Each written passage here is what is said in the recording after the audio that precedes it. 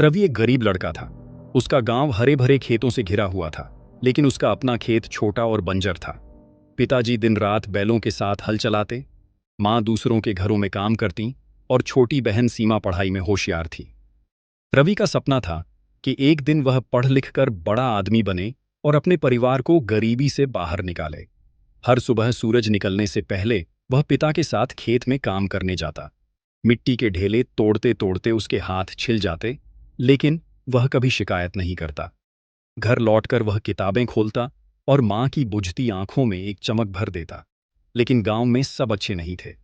ठाकुर रणवीर, जो गांव का सबसे अमीर आदमी था, रवि के परिवार को हमेशा नीचा दिखाता। उसने कई बार उनके खेत पर कब्जा करने की कोशिश की, लेकिन पिताजी डटकर खड़े रहते। एक दिन अचानक पिताजी बीमार पड़ गए। घर की हालत और बिगड़ गई।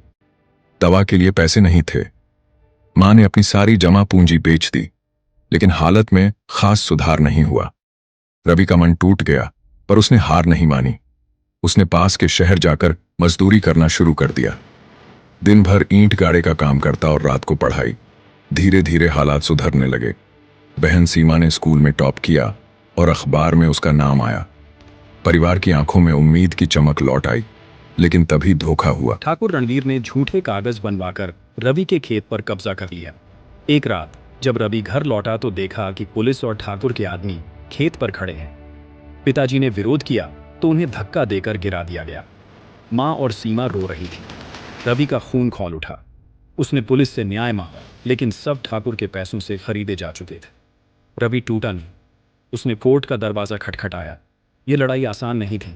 कई बार उसे धमकियां मिली, कई रातें भूखे पेट गुजारी, लेकिन उसने हार नहीं मानी। सालों बाद केस का फैसला आया।